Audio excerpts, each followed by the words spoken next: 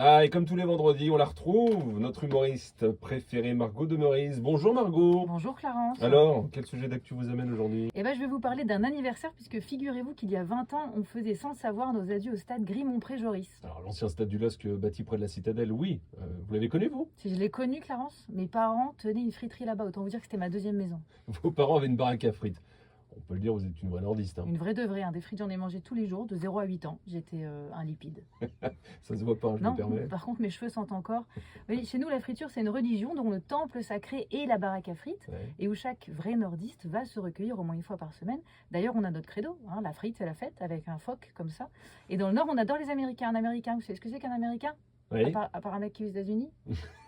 c'est un morceau de baguette avec de la frite dedans, hein, c'est ça? Ouais, c'est ça, du féculent dans du féculent, avec de la sauce Hannibal ou Picalilli, pas gras du tout, Nutri-Score Z, le truc. Il faut être du Nord, hein, pour savoir en manger un tout seul. Ou faut être américain. C'est vrai que les frites et le foot, c'est la fierté de la région. Frites et foot, c'est mon enfance résumée en 2 mots. Alors, et si je revendique mon appartenance à la région, c'est parce que j'en ai marre de tous les clichés qu'on entend sur les nordistes. Même si, ok, il y a matière à se moquer de nous.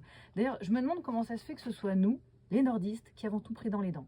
Météo pourri, accent pourri, pauvreté, chômage. Qu'est-ce qui s'est passé? On a perdu le premier Interville? Ouais, enfin, on a quand même une richesse culturelle, hein, un patrimoine, comme les terrils, par exemple. Ouais, les terrils, ces jolies petites montagnes noires formées par l'accumulation de résidus miniers, vous voulez dire. D'ailleurs, on a essayé d'en faire un lieu touristique, en y installant une piste de ski synthétique. Pour skier comme dans les Alpes? Voilà, sauf que nous, quand on tombe, on se casse pas une jambe, on se brûle au 3e degré.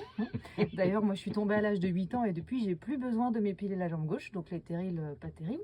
Bon, même si maintenant, on y fait pousser des vignes sur les terrils. Des vignes sur du charbon. Oui, du charbonné, mon cher Clarence. Ils sont forts, ces jeunes diplômés d'école de commerce. À 60 € la boutange, ils ont oublié d'être cons, comme on dit ici. Alors, qu'est-ce qu'on a aussi? Oui, on a la braderie de Lille. C'est quand même le plus grand marché aux puces d'Europe. À noter que cette année, elle aura lieu les 14 et 15 septembre, hein. Quoi? Oui. Attendez, ça a toujours été le premier week-end de septembre.